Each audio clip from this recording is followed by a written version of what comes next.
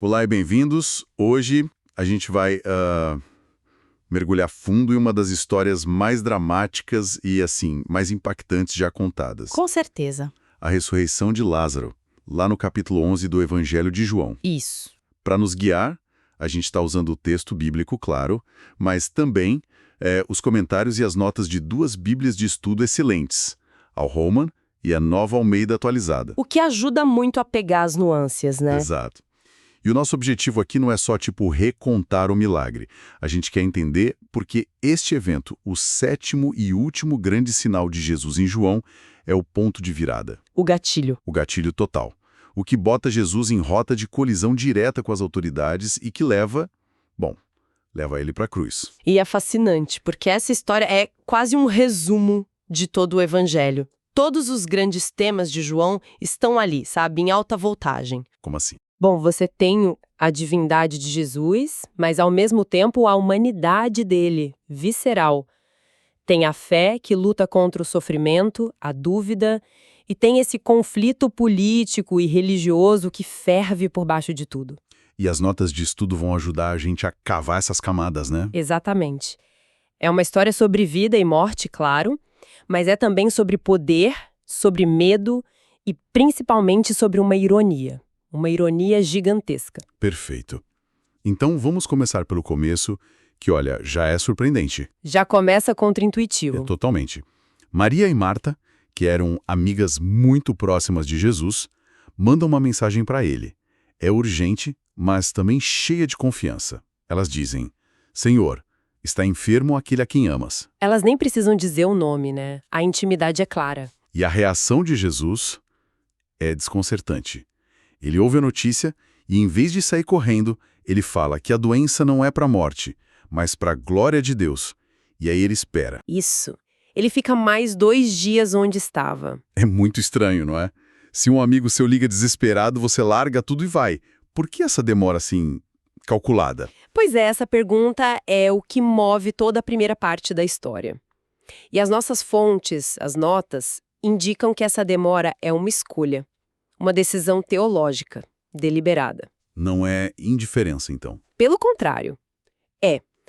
Jesus está permitindo que a situação chegue a um ponto de impossibilidade humana total. Ah, entendi. Curar um homem muito doente já seria um milagre, e tanto.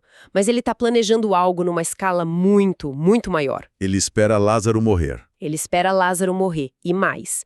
Ele espera o corpo começar a se decompor. Ele está literalmente elevando as apostas para que, quando ele agir, ninguém possa duvidar da origem daquele poder. Ele está preparando o palco para o seu maior sinal público. E essa preparação, ela continua na conversa que ele tem com os discípulos, que é quase, um diálogo de surdos. É um ótimo jeito de descrever. Jesus usa uma metáfora, ele fala: nosso amigo Lázaro adormeceu, mas vou para despertá-lo. E os discípulos, claro. Entendem literalmente. Ah, que bom, se ele dormiu vai melhorar. Exato. Isso é um padrão clássico no Evangelho de João, sabe? As notas de estudo ressaltam isso o tempo todo. Existe um contraste constante entre a linguagem espiritual de Jesus e a compreensão, pé no chão, das pessoas ao redor dele. Tem outros exemplos, né? Vários. Ele fala de água viva, a mulher samaritana pensa em água de poço. Ele fala de nascer de novo, Nicodemos pensa em voltar para o útero da mãe. É um tema recorrente. E aqui a mesma coisa com dormir. A mesma coisa. Dormir era um eufemismo comum para a morte na época, mas eles não pegam a nuance. E isso força Jesus a ser brutalmente direto. Ele fala: Lázaro está morto. Curto e seco. Essa frase tira toda a ambiguidade e define o que está em jogo. A missão de resgate agora é, oficialmente, impossível para os padrões humanos. E essa clareza sobre a morte dele muda tudo. Muda o tom da viagem.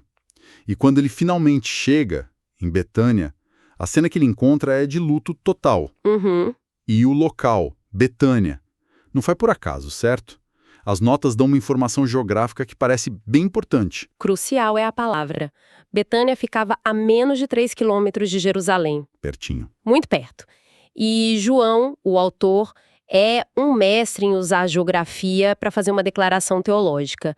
Ao situar esse milagre tão perto do centro do poder religioso judaico... O templo, Sinédrio. Exato, ele está dizendo pra gente que isso não é um evento numa cidadezinha remota. É um ato público feito debaixo do nariz da elite religiosa. Jesus está essencialmente forçando uma confrontação. E a presença de muitos judeus de Jerusalém garante que vai ter testemunho importante. Garante, e que a notícia vai se espalhar como fogo. E tem outro detalhe que o texto faz questão de frisar, e você já mencionou. Lázaro já estava no túmulo há 4 dias. Sim, 4 dias. Isso parece específico demais para ser um detalhe à toa.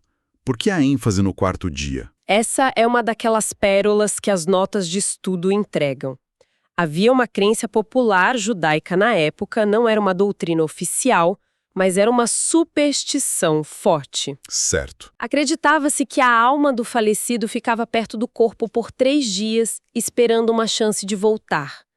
No 4º dia, porém, a decomposição começava a ser visível, o rosto se desfigurava e a alma partia de vez. Então o 4º dia era o ponto final. Sem retorno. Era o selo da irreversibilidade da morte. Então, ao agir no 4º dia, Jesus não está só revivendo alguém que talvez estivesse em coma.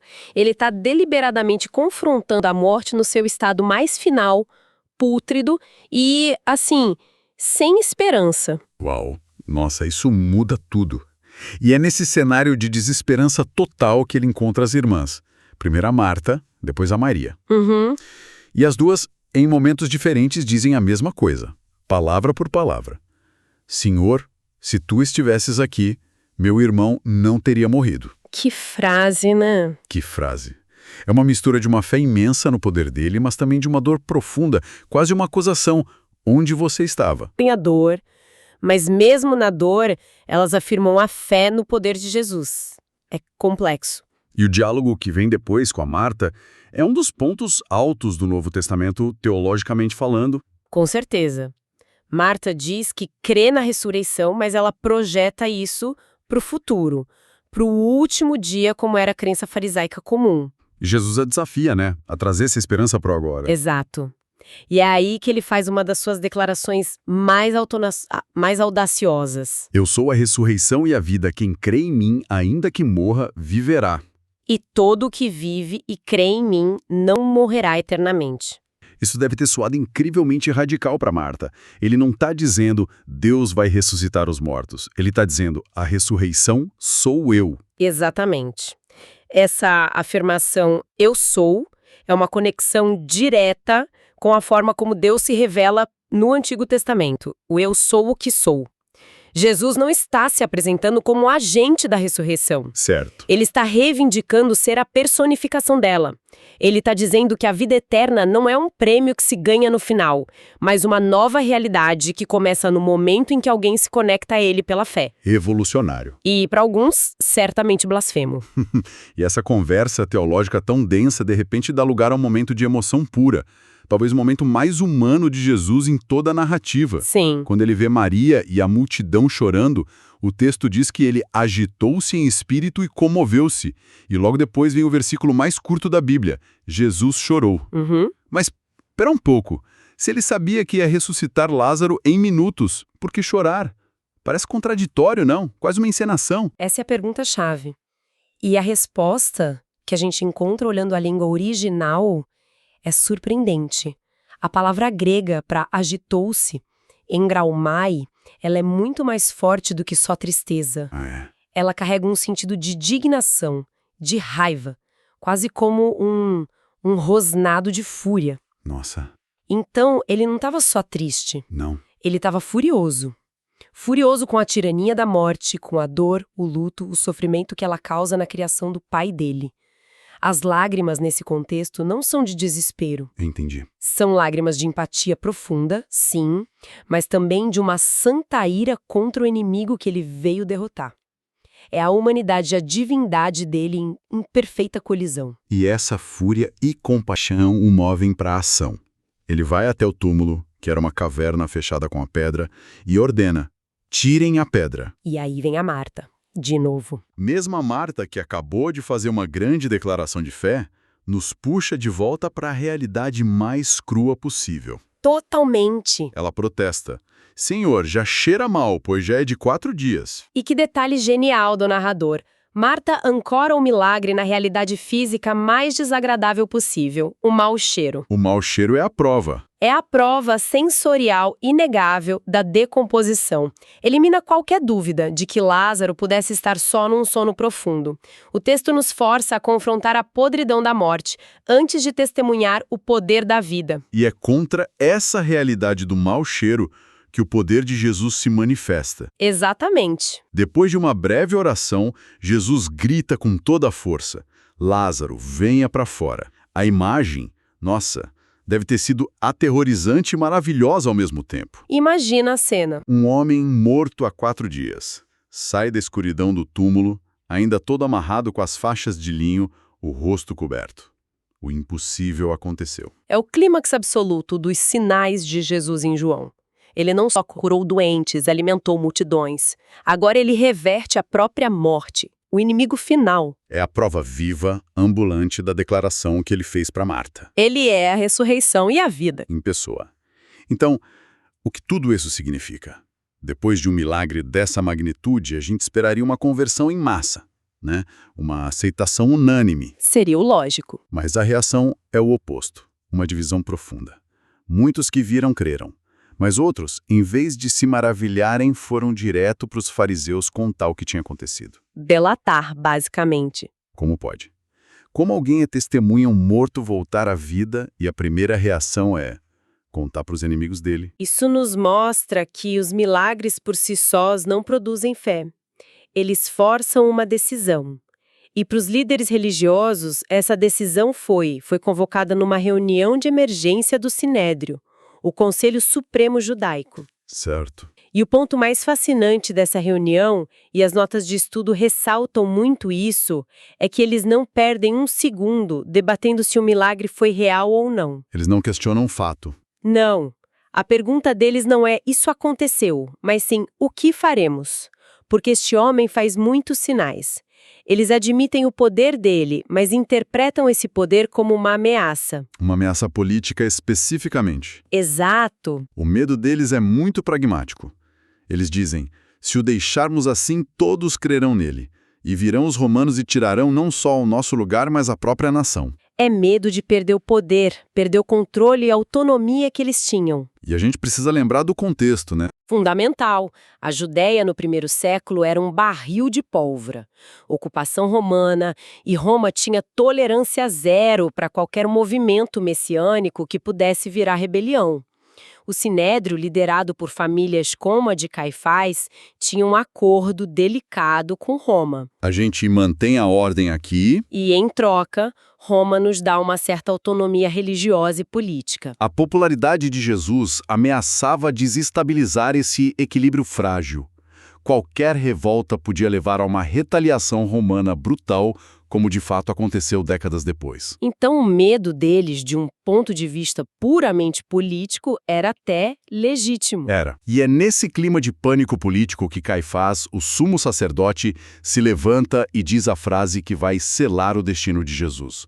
Uma frase de uma lógica fria, calculista. A frase decisiva. Não percebem que nos convém que um homem morra pelo povo e que não pereça toda a nação? Uma frase que, nossa, ela opera em 2 níveis completamente diferentes, e aqui a análise das fontes é crucial. O primeiro nível é a intenção de Caifás, o significado político. O cálculo de danos. É isso. A lógica da razão de Estado. É melhor sacrificar um indivíduo problemático, Jesus, para salvar a nação inteira da fúria de Roma. É pragmatismo puro e cruel. Mas João, o autor do Evangelho, ele vê algo completamente diferente nessas palavras, né? Totalmente. Ele diz que Caifás, sem ter a menor ideia, estava profetizando. E essa é a grande ironia da história. É a ironia monumental.